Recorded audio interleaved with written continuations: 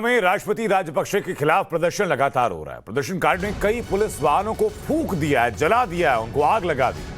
Police ने 54 प्रदर्शनकारियों को गिरफ्तार भी कर लिया है और हजारों की संख्या में इस वक्त लोग सड़कों पर उतर चुके हैं और राजपक्षे के इस्तीफे की मांग लगातार कर रहे हैं। आंतरिक संकट श्रीलंका में लगातार बढ़ता जा रहा है। इसके पीछे जो सीधा नाम लिया जा रहा है, वो नाम लिया जा रहा है शी जिनपिंग का।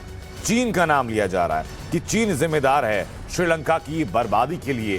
श्रीलंका एकदम बदहाल हाल में इस वक्त है। अस्पतालों में दवाएं खत्म है, पेट्रोल पंप पर सेना तैनात कर दी गई है, चाय का दाम 100 रुपए तो मिर्ची 700 रुपए हो चुकी है और हालात इतने भयानक कि इतने भयावह हो चुके हैं कि लोग खाने पीने की चीजें खरीदने के लिए तरसते हुए नजर आ रहे हैं।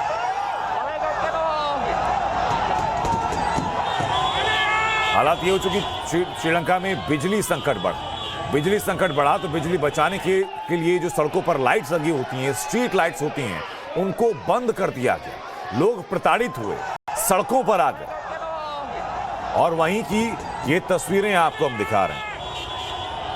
महंगाई की दर 17% को पार कर चुकी और पूरे दक्षिण एशिया में, साउथ एशिया के हर इलाके में, किसी भी देश में यह अब तक की सबसे बड़ी और सबसे महंगी महंगाई दर है।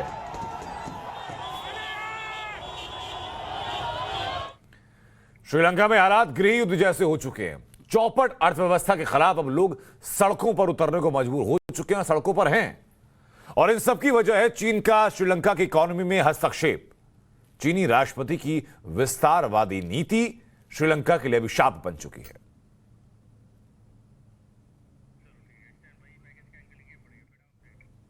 श्रीलंका के हाल बेहाल हो चुके हैं। अर्थव्यवस्था लगातार बिगड़ रही है, लगातार गिर रही है, लेकिन उसको संभालने में सरकार पूरी तरह से नाकाम है। जो सरकार के खिलाफ लोगों के विरोध का और विद्रोह का कारण बनती जा रही है। सामान खरीदने लोग दुकानों के बाहर कतार में लगे हैं, लेकिन जिस जिंदगी के लिए दुकान के बाहर लगे वो लोगों को का आखिरी दिन भी साबित हो रही है।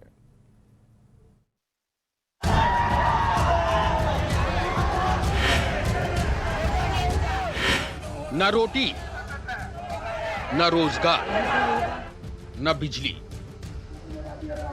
श्रीलंका की ताजा तस्वीर जो हर दिन बदहाल होती जा रही है। चीन के जाल में फंसा श्रीलंका दिवालिया होने की कगार पर है। श्रीलंका सरकार कंगाल हो चुकी है। महंगाई आम आदमी की कमर तोड़ रही है। खाने पीने की चीजें हो या फिर दूसरे सामान की दुकान, हर तरफ सिर्फ कतार ही कतार है। आलम यह है कि लाइन में लगे लोगों की मौत होती जा रही है। चीन के चक्कर में बदहाल श्रीलंका की तस्वीर देखिए। ड्रैगन की चाल में फंसे श्रीलंका की बर्बादी की तस्वीर देखिए। जिनपिंग की चाल से तबाह श्रीलंका के लोगों के गुस्से की तस्वीर है ये। तस्वीरें कोलंबो की हैं, जहां बिगड़ती अर्थव्यवस्था के चलते लोग सरकार के खिलाफ सड़कों पर उतर गए हैं। गुस्साए लोगों ने राष्ट्रपति राजपक्षे के घर के बाहर विरोध प्रदर्शन किया। हजारों की संख्या में सड़कों पर आए लोगों ने मार्च निकालते हुए आगजनी की। हालात इस कदर खराब हो गए कि काबू पाने के लिए स्पेशल टास्क फोर्स को बुलाना पड़ा। इस दौरान झड़प भी हुई। कोलंबो में बिजली सप्लाई के लिए सरकार के पास पैसे नहीं है। रोजाना 10 से 15 घंटों की बिजली कटौती हो रही है। गर्मी का पारा बढ़ता जा रहा है। उधर लोगों का गुस्सा। කරන්ට් එක නැතුව කියන්නේ ඊයේත් පැය 10යි අද දැන් පැය 13ක් කපනවා කියනවා. දැන් මේක ෆ්‍රිජ් එකේ තියෙන ටික අපේ මේ ඔක්කොම මස් මාළු ටික ළමයිගේ කිරිපිට මේවා ටික ඔක්කොම සවුත් වෙලා යනවා. ඉතින් මේ ළමයි ගෙදර ඉන්නේ නැහැ, ළමයි අඬනවා. ඉතින් පුදුම රස්නයක් තියෙන්නේ. රජයෙන් අපි ඉල්ලන්නේ මේකට මොකක් හරි සාහනයක් දෙන්න කියලා. एक और तस्वीर देखिए किराना दुकान की, जहां सामान नहीं, सिर्फ खाली अलमारी। ना तो दुकान में सामान है और ना ही सामान खरीदने के लिए कोई खरीदार। මේ කරන්ට් කැපිච්ච ඉඳන් අපිට මොකුත් කරගන්න බෑ. මොකද මේ අපේ සොසේජස් එකෙන් පොඩ්ඩක් මේ නරක් වෙනවා. මේ කරන්ට් එක නැත්තම් පැය 13ක් කපනවා කියන්නේ එහෙම මේ වෙලාවට තමයි අපිට බිස්නස් එකක් කරගන්නේ. පැය 13ක් කපනවා කියන්නේ අපිට මේ එහෙම කරගන්න බෑ. මේ මොකද අපේ ඩීප් ෆ්‍රීසර් එකේ අයිස් එක තියෙන්නේ। बिगड़ती अर्थव्यवस्था और महंगाई के चलते अब राष्ट्रपति के इस्तीफे की मांग उठ रही है। लोगों के साथ ही विपक्षी पार्टियां रैलियों और प्रदर्शन के जरिए सरकार पर हमलावर हैं। Bureau report, times now, Navbharat. अब आपको अलग अलग 5 तस्वीरें दिखाते हैं जो तस्दीक करेंगी कि श्रीलंका में इस वक्त हाल क्या है। ना बिजली है, ना खाने पीने का सामान है। जिन दुकानों पर कुछ मिल रहा है वो इतना महंगा हो चुका है कि आम आदमी की पहुंच से बहुत दूर जा चुका है। हालात है कि सरकार पर संकट खड़ा हो चुका है। राष्ट्रपति के इस्तीफे की मांग लगातार की जा रही है और इसीलिए लोग सड़कों पर भी हैं।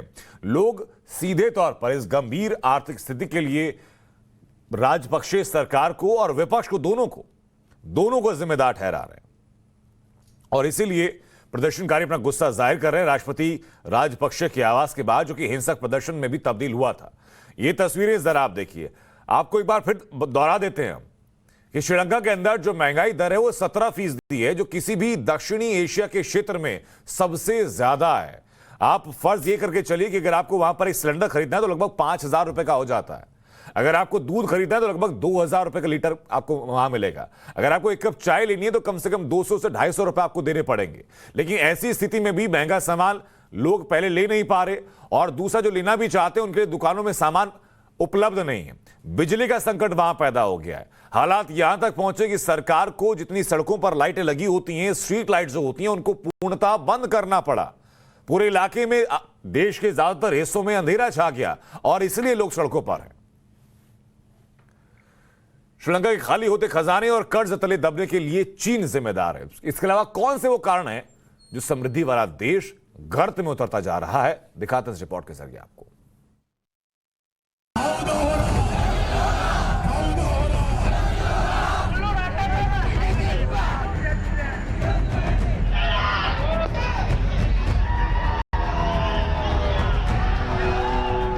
श्रीलंका की यह हालत पिछले 2 साल में हुई है और इसका सबसे बड़ा कारण है चीन।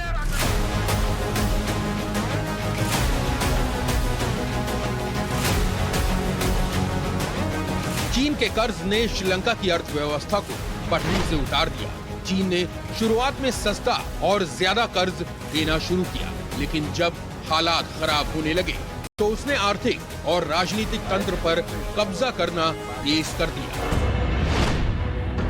श्रीलंका चीन से करीब 600 करोड़ डॉलर का कर्ज ले चुका है और उसे अगले 1 साल में 750 करोड़ डॉलर भुगतान करना है, जिसमें अकेले चीन का 500 करोड़ का बकाया है। मौजूदा श्रीलंका विदेशी मुद्रा भंडार 230 करोड़ डॉलर है। श्रीलंका की इस हालत की बड़ी वजह है चीन के प्रभाव में आना है। श्रीलंका सरकार के कुछ गलत फैसलों ने इस छोटे से मुल्क का ये हाल कर दिया। श्रीलंका सरकार की फर्टिलाइजर पाबंदी के फैसले से कृषि उत्पादन घटा। उत्पादन घटने से खाने पीने की चीजों की किल्लत होने लगी। सामान की कमी से महंगाई बढ़ी। जिस चीन पर श्रीलंका को भरोसा था, उसी चीन ने कोरोना काल में भी श्रीलंका को धोखा दिया। श्रीलंका की कमाई का एक बड़ा हिस्सा पर्यटन रहा है, लेकिन कोरोना काल में कुल जीडीपी में पर्यटन का हिस्सा 25% से घटकर 7 तक पहुंच गया। विदेशी निवेश में भी कमी हुई। विदेशी निवेश 80 करोड़ डॉलर से कोरोना काल में 55 करोड़ डॉलर हो गया। पर्यटन और एफडीआई का हिस्सा कम होते ही सरकार का खजाना खाली हो गया। जो विदेशी मुद्रा भंडार 750 करोड़ डॉलर था, वो 230 करोड़ डॉलर तक पहुंच गया।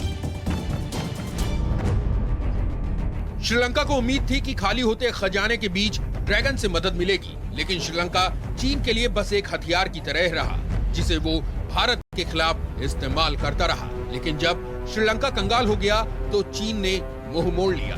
1948 में आजाद होने के बाद श्रीलंका का ये सबसे भयावह आर्थिक संकट है। Bureau report, times now, Navbharat.